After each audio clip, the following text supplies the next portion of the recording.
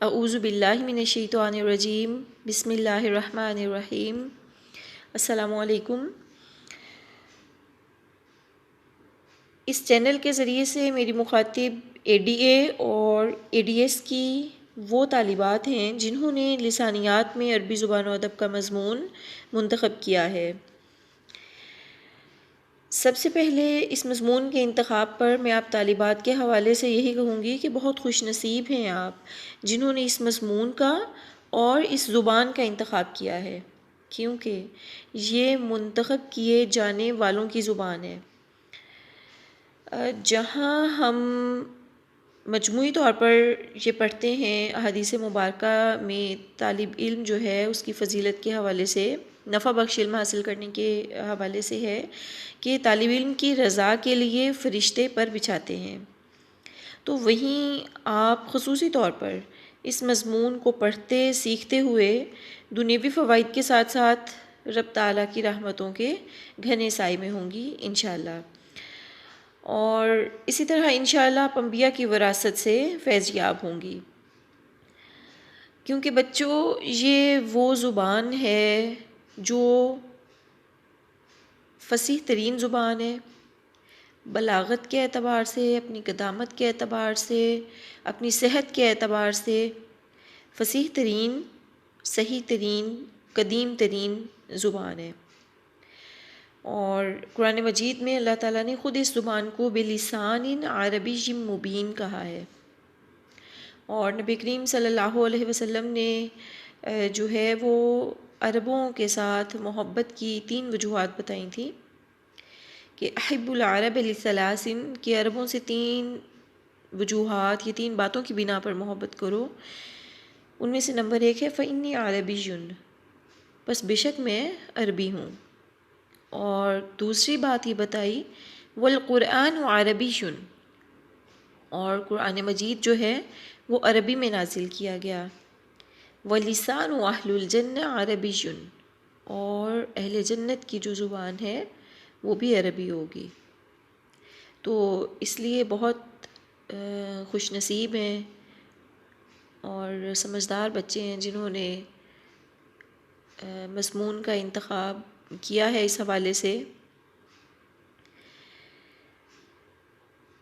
تو بچوں اب اگر ہم دیکھیں اس کے سلیبس کے حوالے سے، تو چونکہ ہمارا یہ تعلیمی سیشن جو ہے وہ کووڈ-19 کی وجہ سے مسلسل تقریباً مارچ سے تعطل کا شکار آ رہا ہے، صرف یہ کچھ عرصے کے لیے جو ہے وہ ہم نے کالج کو فزیکلی جوائن کیا تھا، یعنی اپنے اداروں کو۔ انشاءاللہ اللہ تعالیٰ سے دعا ہے اور کہ بہت جلد یہ وبا جو ہے یہ ختم ہو اور مسائل جو ہیں ان کا خاتمہ ہو، اور ہم دوبارہ جو ہیں وہ فزیکلی اپنی کلاسز جو ہیں اور تعلیمی سلسلہ جو ہے اس کو جاری رکھ سکیں۔ تو بچوں چونکہ ہماری اس 3rd ایئر کے لیول پہ اسکیم بھی چینج ہوئی ہے، 3rd ایئر 4th ایئر یعنی B A B S C جو ہے اس کو ختم کر کے A D A A D S کا نظام جو ہے وہ متعارف کروایا گیا ہے، اینول سسٹم سے ہم سیمسٹر سسٹم میں شفٹ ہوئے ہیں، اسی طرح سلیبس جو ہے اس میں بھی تبدیلیاں آئی ہیں۔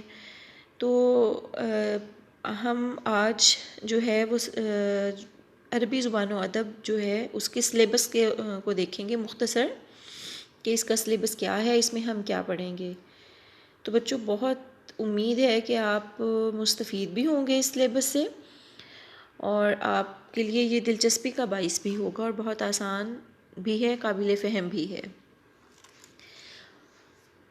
اس کے ٹاپکس ہیں، سب سے پہلے تو بچوں یہ جسٹ چونکہ لٹریچر ہے تو لٹریچر کو متعارف کروایا جاتا ہے ہر لینگویج میں، یعنی ادب کیا ہے اس کو ہم دیکھیں گے۔ اس کے بعد ہم دیکھیں گے چونکہ یہ ہم اسپیسیفکلی عربی زبان و ادب کے حوالے سے پڑھیں گے، تو ہم اس میں یہ دیکھیں گے کہ ادبی اصول جو ہیں، اصول عربی میں زبانیں کو کہا جاتا ہے، دور کو کہا جاتا ہے، یعنی ادبی طور پر ہم جو عرب ایرا ہے، عربین لٹریچر ہے، اس کو ہم کتنے ادوار میں تقسیم کرتے ہیں۔ یہاں آگے آپ کو فوراً اندازہ ہو جائے گا، ہم نے اس میں شامل کیا ہے تعارف العصر الجاہلی، یعنی دور جاہلیت، یہ وہ دور ہے جو اسلام سے پہلے کا دور ہے. یعنی اب ہم اس جاہلیت سے مراد اصل میں جاہل جو ہے وہ حلم کی ضد ہے، بردباری کی. تو یعنی یہ اسلام سے پہلے کا جو دور ہے اسے دور جاہلیت کہا جاتا ہے. اس کا ہم تعارف پڑھیں گے. اور اس سے اگلا ٹاپک آپ اسکرین پہ دیکھ رہے ہوں گے، المعلقات السبع ہے، یعنی 7 معلقات. معلقات جو ہوتے ہیں وہ شعری مجموعے کو کہا جاتا ہے معلقہ. اب یہ معلقہ جو ہے یہ وہ 7 وہ شعری مجموعے ہیں جو دور جاہلی میں یعنی آپ اسے یوں کہیں کہ باقاعدہ کمپٹیشنز میں سلیکٹ کیے گئے، اور ان کے حوالے سے پھر مختلف روایات ہیں کہ انہیں سونے کے پانی کے ساتھ دھو کے لکھ کے جو ہے وہ ان کو خانہ کعبہ کے سامنے آویزاں کیا گیا تھا یا اس کی دیواروں پر. تو وہ اس میں ہم اس کی ڈیٹیل پڑھ لیں گے. جسٹ ہم نے یہ دیکھنا ہے کہ معلقہ ہے تو اس کو معلقہ کیوں کہا جاتا ہے، اور سبع جیسا کہ یہ 7 معلقات ہیں. ایک مختصر سا تعارف ہوگا اس میں. اور آپ کو یہ بات واضح کر دوں کہ یہ ہمارا سلیبس اردو میں ہوگا.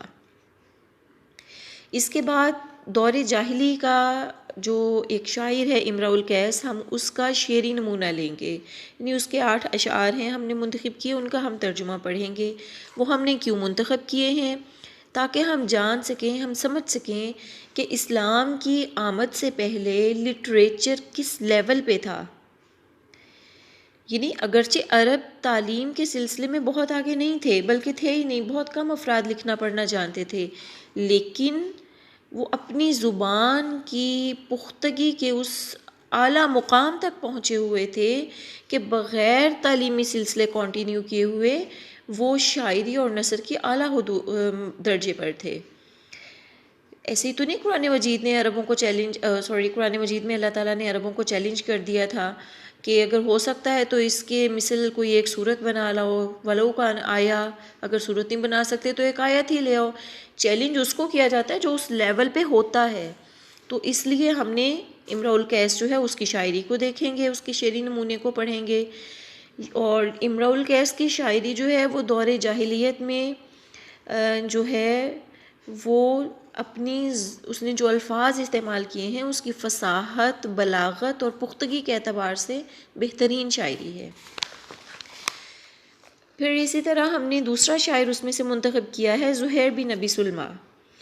بچوں ہمارے پاس زہیر بن ابی سلمہ ہے، یہ دور جاہلیت کے معاشرے میں ایک ایسے شاعر کی ہم نے اس میں ایک جھلک رکھی ہے جو اس وقت بھی آخرت پر یقین رکھتا تھا. یعنی ایسے لوگ بھی موجود تھے، نمائندہ ہوتے ہیں نا شعراء اپنے معاشرے کے، شعراء اور خطیب. وہ اس دور میں عقیدہ آخرت پر بھی یقین رکھتا تھا اور کافی حد تک جو ہے وہ توحید کا قائل تھا. تو اس کی شاعری میں سے ہم نے حکمت بھرے چند اشعار منتخب کیے ہیں. پھر اسی طرح جو قس بن ساعدہ الایادی ہے، اس کے خطبے کا ہم نے نمونہ لیا ہے. اس کا خطبہ بھی آپ پڑھیں گے، ہم پڑھیں گے تو دیکھیں گے کہ اسلام کی آمد سے پہلے ہی، یعنی دور جاہلیت میں جب اسلام نہیں آیا تھا، ایسے لوگ موجود تھے جو اللہ تعالیٰ کا خوف رکھتے تھے، عقیدہ آخرت پر یقین رکھتے تھے. اس کا یہ بہت مشہور اور اعلیٰ ادبی پائے کا نمونہ ہے یہ خطبے کا. اب ہم آگے چلتے ہیں، عصر اسلامی آ جاتا ہے، ہم اس کا مختصر تعارف دیکھیں گے. تعارف العصر الاسلامی یعنی جب نبوت آ گئی، رسول اللہ صلی اللہ علیہ وسلم نبوت کے منصب پر فائز ہو گئے، تب سے اس کا ہم مختصر سا اردو میں تعارف دیکھیں گے. پھر ہمارے پاس بچوں کچھ منتخب آیات ہیں قرآن مجید میں سے، ہم ان کا ترجمہ کریں گے.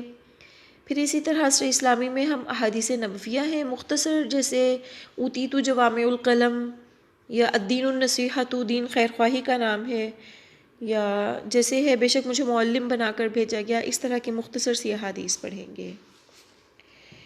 اور پھر عصر اسلامی میں ہم حسان بن ثابت جو شاعر رسول ہیں، شاعر اسلام ہیں، ان کا شعری نمونہ جو ہے 4-5 اشعار ان کے پڑھیں گے. اور نثر میں ہم رسول اللہ صلی اللہ علیہ وسلم کا خطبہ حجۃ الوداع ہے، اس کا ترجمہ پڑھیں گے. اب ادبی اصول میں نے شروع میں ڈسکس کیا تھا نا کہ ہم اس کو تقسیم کریں گے. اب عصر اسلامی یعنی دور اسلامی کے بعد ہمارے پاس دور آ جاتا ہے بنو امیہ کا دور، اموی دور. اس میں ہمارے پاس فرزدق شاعر ہے، ہم اس کا شعری نمونہ جو ہے اس میں سے لیں گے جو اس نے جو ہے وہ امام زین العابدین جو ہیں ان کی مدح میں لکھا تھا، حالانکہ وہ درباری شاعر تھا اس وقت بنو امیہ کا. اور اسی طرح ہم حجاج بن یوسف جو ہے اس کے خطبے کا نمونہ دیکھیں گے. یعنی ہم لٹریری طور پہ ان کا ساتھ ساتھ تجزیہ بھی کرتے جائیں گے. جب ہم نے یہ چیزیں سمجھ لیں گے نا تو آپ اس لیول پہ آ جائیں گے کہ آپ تجزیہ کر سکیں کہ لٹریچر جو ہے وہ کس دور میں کس لیول پہ تھا. پھر ہم مختصر سا تعارف پڑھیں گے عصر عباسی کا، جو آپ نے یقیناً اس میں سے خلیفہ ہارون الرشید، مامون الرشید کے نام سے آپ ان کو جانتے ہوں گے. ہم نے ان کو پڑھنا نہیں ہے لیکن صرف میں نے اس کا آپ کو حوالہ دیا ہے کہ عصر عباسی کون سا ہے. یہ اسلامی تاریخ کا گولڈن پیریڈ ہے ہمارے پاس. اور ادب جو ہے، ادب میں عصر عباسی میں ہٹ کے ایک صنف جو تھی وہ سامنے آئی تھی، یعنی دیگر یونانی یا دیگر زبانوں میں جو کتب موجود تھیں ان کو عربی زبان میں ٹرانسلیٹ کیا گیا تھا. تو اس لیے ہم نے اس میں سے منتخب کیا ہے ترجمہ کی ہوئی کتاب ابن المقفع کی کلیلہ و دمنہ. اس میں سے ہم نے ایک قصہ منتخب کیا ہے، وہ بھی ہم نے اس کا ترجمہ کرنا ہے. پھر اس کے بعد بچوں ہمارا آ جائے گا مختصر سا تعارف عصر حدیث کا. یعنی عباسی سلطنت ختم ہو گئی، پھر اس کے درمیان کچھ ایرا آتا ہے اور پھر عصر حدیث ہے ہمارے پاس. ہم اس کا مختصر سا تعارف پڑھیں گے اور اس میں پھر ہمارے سامنے احمد شوقی شاعر آتا ہے. اس کا جو ہے جو الحمزیہ نبویہ ہے، یعنی رسول صلی اللہ علیہ وسلم کی مدح میں انہوں نے جو قصیدہ کہا ہے، بہت مختصر، بہت آسان، وہ ہم پڑھیں گے. اس کا ترجمہ مختصر سا کچھ اشعار. اور نثر میں ہم العبرات ایک کتاب ہے، یہ بھی جو ہے افسانے ہیں اس میں میں سے ہم مختصر سا جو ہے وہ لیں گے عبارت ہے اور اس کا ہم ترجمہ کریں گے. پھر اس کے ساتھ تھوڑا سا چونکہ لٹریچر ہے اور لٹریچر زبان اور اس کی روٹ، اس کے اصول قواعد یعنی گرامر کے بغیر تو نامکمل ہے. اب ہم اس میں بچوں گرامر نہیں کریں گے، آپ نے پریشان نہیں ہونا، بلکہ آپ کی سہولت کے لیے بہت آسان سا سلیبس اس میں ڈالا گیا ہے. اس میں بہت مختصر ماضی مضارع ہے، تو بس ہم اسی کو دیکھیں گے انشاءاللہ. تو یہ بہت آسان سا اور مختصر سا سلیبس ہے. امید ہے آپ اس کو بہت کم وقت میں بہت اچھے طریقے سے سمجھ پائیں گے. اور انشاءاللہ اگلے لیکچر میں ہم جو ہیں وہ ادب کو دیکھیں گے کہ ادب کیا ہے اور اس کی ڈیفینیشن کیا ہے، اور جو ادب عربی میں ادوار ہیں اس کی تقسیم کو دیکھیں گے. السلام علیکم ورحمۃ اللہ وبرکاتہ.